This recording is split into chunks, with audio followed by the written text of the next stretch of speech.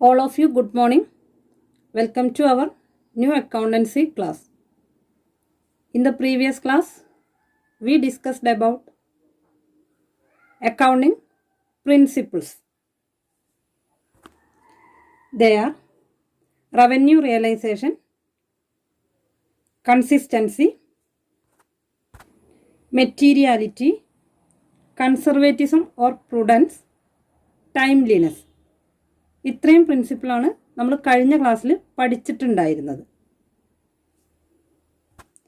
In this class, we are going to discuss about a new chapter, accounts from incomplete records. What is incomplete? എന്താണ് incomplete? ആ പേര് പറയുന്നത് പോലെ തന്നെ അതിലെന്തോ ഒരു ഇൻകംപ്ലീറ്റ് ആണ്, അതായത് സംതിങ് മിസ്സിങ്, എന്തോ ഒരു പ്രോബ്ലം ആ ഒരു റെക്കോർഡിലുണ്ട്. അതിനെ പറയുന്ന പേരാണ് incomplete records. An account system which is not based on double entry is known as incomplete accounting system or single entry system. എന്താണ് incomplete records?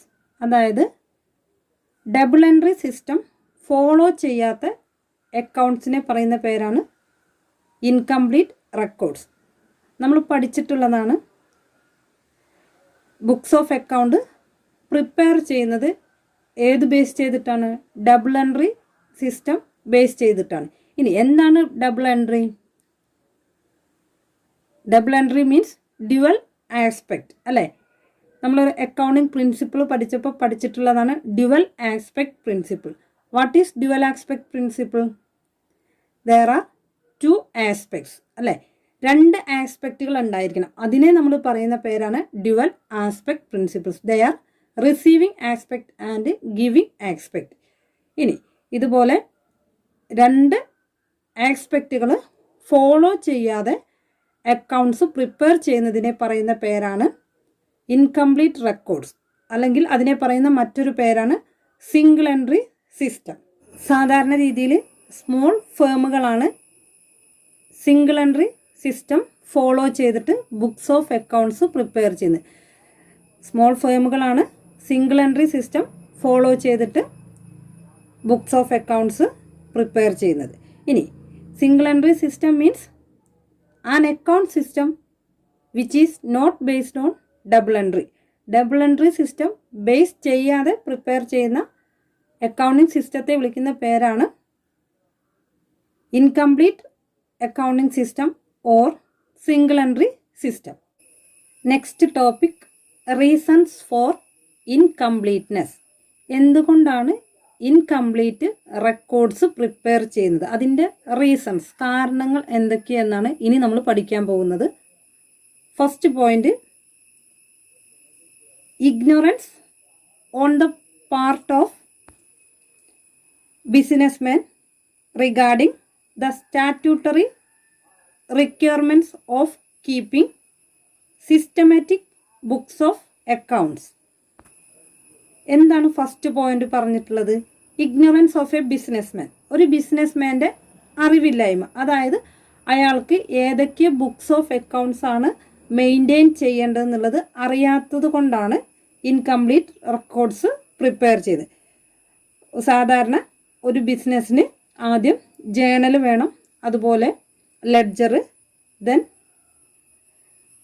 Trial balance, then profit and loss account, trading account, ലാസ്റ്റാണ് എന്ത് prepare ചെയ്യുക? Balance sheet prepare ചെയ്യുക. ഇത്രയും കാര്യങ്ങളെക്കുറിച്ച് ഒരു ബിസിനസ്മാന് അറിവില്ലാത്തത് കൊണ്ടാണ് incomplete records prepare ചെയ്യുന്നത്. അതാണ് ഫസ്റ്റ് പോയിന്റ് പറഞ്ഞിട്ടുള്ളത്.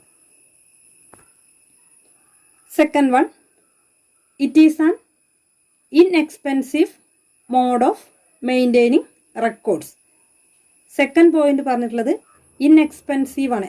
ഇൻഎക്സ്പെൻസീവ് മീൻസ് ചിലവ് കുറഞ്ഞ മെത്തേഡാണ്. കാരണം എന്താണ് ചിലവ് കുറഞ്ഞതാണ് പറയാൻ കാരണം? ഇത്രയും ബുക്സ് അയാൾ വാങ്ങിക്കേണ്ട ആവശ്യമില്ല. അതായത് ഒരു ജേണൽ എഴുതണമെങ്കിൽ ജേണൽ വാങ്ങിക്കണം, അതിൻ്റെ ആവശ്യമില്ല. അതുപോലെ ലെഡ്ജറുകൾ വാങ്ങിക്കേണ്ട, then balance sheet, trading account, ഇത്രയും കാര്യങ്ങളൊന്നും അയാൾ രേഖപ്പെടുത്തണമെങ്കിൽ അതിൻ്റേതായിട്ടുള്ള ബുക്സോ കാര്യങ്ങളൊന്നും വാങ്ങിക്കേണ്ട ആവശ്യമില്ല. അതുകൊണ്ടത് ഇൻഎക്സ്പെൻസീവാണ്. അതുപോലെ തന്നെ ഇത്തരം കാര്യങ്ങൾ റെക്കോർഡ് ചെയ്യണമെങ്കിൽ അതിനൊരു അക്കൗണ്ടൻറ്റിനെ വെക്കണം, അല്ലേ? ഇത്തരം കാര്യങ്ങളൊക്കെ റെക്കോർഡ് ചെയ്യണമെങ്കിൽ ഒരു അക്കൗണ്ടൻറ്റിൻ്റെ ആവശ്യമുണ്ട്. ഇനി ഇൻകംപ്ലീറ്റ് റെക്കോർഡ്സ് ആണെങ്കിൽ അവിടെ എന്താണ്, ഒരു അക്കൗണ്ടൻറ്റിൻ്റെ ആവശ്യമില്ല. അപ്പോൾ അയാൾക്ക് എന്താണ്, മാസം സാലറി കൊടുക്കേണ്ട ആവശ്യമില്ല. അതുകൊണ്ടാണ് ഇൻകംപ്ലീറ്റ്നെസ് ആണെന്ന് പറയുന്നത്. അത് ഒരു ഇൻഎക്സ്പെൻസീവ് മെത്തേഡായിട്ടാണ് കണക്കാക്കുന്നത്. ഇനി ഇപ്പം എന്താണ്, ഈ ഒരു സ്മോൾ ട്രേഡിംഗ് കൺസേൺ ഒക്കെ ആണെങ്കിൽ അവർക്കത് എവിടെയെങ്കിലും ഒരു ബുക്കിൽ കുറിച്ചിട്ടാൽ മതി. അന്ന് എന്ത് ട്രാൻസാക്ഷനാണോ നടന്നിട്ടുള്ളത് അത് ഒരു ബുക്കിൽ എവിടെയെങ്കിലും കുറിച്ചിടുക മാത്രമേ ചെയ്യേണ്ടതുള്ളൂ, അല്ലാതെ അതിനൊരു എക്സ്പെൻസീവ് മെത്തേഡല്ല. Third one, time consumed in maintaining record is less as only a few books are maintained. Third point പറഞ്ഞിട്ടുള്ളത് ലെസ് ടൈം കൺസ്യൂമിങ് ആണ്. അതായത് ഇൻകംപ്ലീറ്റ് റെക്കോർഡ്സ് എന്ന് പറഞ്ഞു കഴിഞ്ഞാൽ എന്താണ്, ലെസ് ടൈം കൺസ്യൂമിങ്. ടൈം വളരെ കുറച്ച് ടൈം മാത്രം മതി. നമുക്ക് നോക്കിയാൽ തന്നെ അറിയാം, അല്ലേ? ഇനി ഒരു ഇൻകംപ്ലീറ്റ് റെക്കോർഡ്സ് എന്ന് പറഞ്ഞു കഴിഞ്ഞാൽ അവിടെ എന്ത് ട്രാൻസാക്ഷനാണോ നടന്നിട്ടുള്ളത് അത് ഒരു ബുക്സ് ഓഫ് അക്കൗണ്ടിൽ അയാൾ ജസ്റ്റ് ഒന്ന് എഴുതി വയ്ക്കുക മാത്രമേ വേണ്ടൂ. എന്നാൽ ബാക്കിയുള്ള കറക്റ്റ് രീതിയിലാണ് അയാൾ ഫോളോ ചെയ്യുന്നതെങ്കിൽ, ഒരു ബാലൻസ് ഷീറ്റ് പ്രിപ്പയർ ചെയ്യണമെന്നുണ്ടെങ്കിൽ ആദ്യം അയാൾ എന്ത് പ്രിപ്പയർ ചെയ്യണം? ജേണൽ വേണം, ദെൻ ലെഡ്ജർ വേണം, ട്രയൽ ബാലൻസ് പ്രിപ്പയർ ചെയ്യണം, അതിനുശേഷം ട്രേഡിംഗ് അക്കൗണ്ട് പ്രിപ്പയർ ചെയ്യണം, profit and loss account prepare ചെയ്യണം, ലാസ്റ്റാണ് അയാൾ എന്ത് പ്രിപ്പയർ ചെയ്യുക? ബാലൻസ് ഷീറ്റ് പ്രിപ്പയർ ചെയ്യുക. അപ്പോൾ ഇത്രയും കാര്യങ്ങൾ ചെയ്യണമെങ്കിൽ അത്രയും ടൈം വേണം. അതുകൊണ്ടാണ് incomplete records less time consuming ആണ്. അതും ഒരു ഇൻകംപ്ലീറ്റ്നെസ്സിൻ്റെ ഒരു റീസൺ ആണ്, less time consuming. Fourth one, it is suitable to small business concern. നാലാമത്തെ പോയിന്റ് പറയുന്നത് it is suitable to small concerns.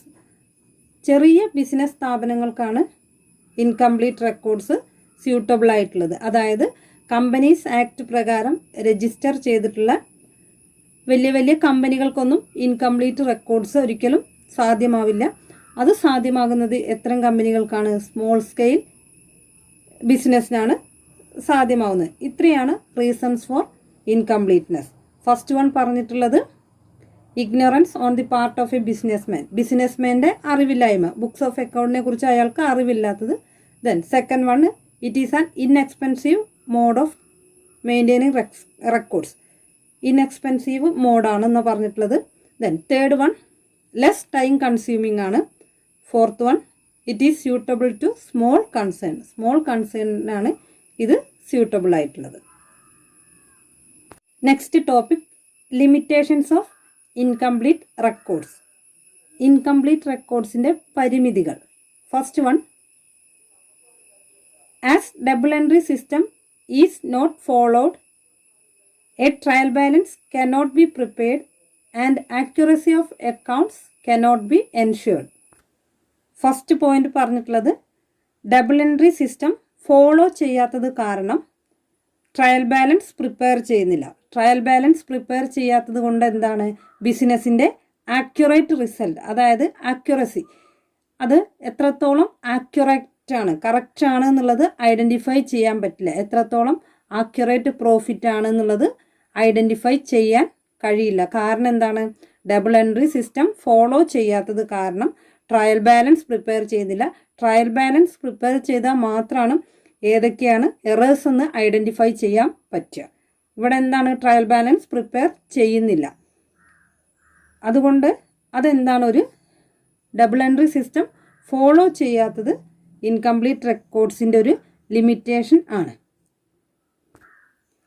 Second one, correct ascertainment and evaluation of financial result of business operation cannot be made.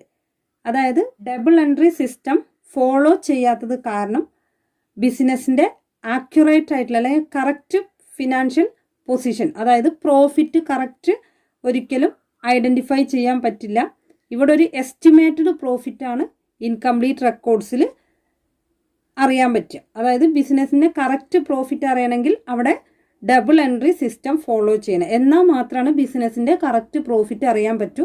ഇവിടെ എന്താണ്, ഒരു estimated profit മാത്രമാണ് incomplete റെക്കോർഡ്സിൽ അറിയാൻ പറ്റും.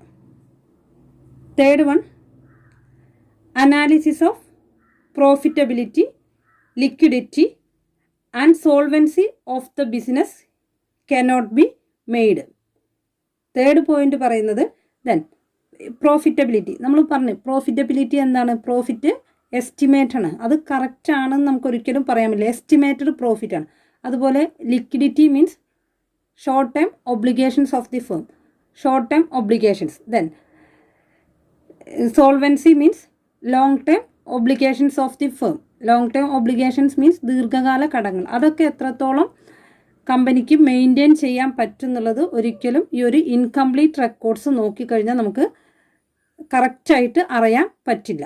Last one, it becomes difficult to convince the income tax authorities about the reliability of the computer income.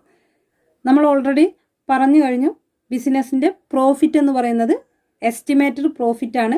ഈ estimated profit വെച്ചിട്ട് income tax അതോറിറ്റിക്ക് income grant ചെയ്യാൻ സാധ്യമാവില്ല. അതായത് ടാക്സ് ഒക്കെ കണക്കാക്കണമെങ്കിൽ ഇൻകം ടാക്സ് അതോറിറ്റിക്ക് അത് കറക്റ്റ് മെഷർമെൻ്റ് ഒരിക്കലും കിട്ടില്ല.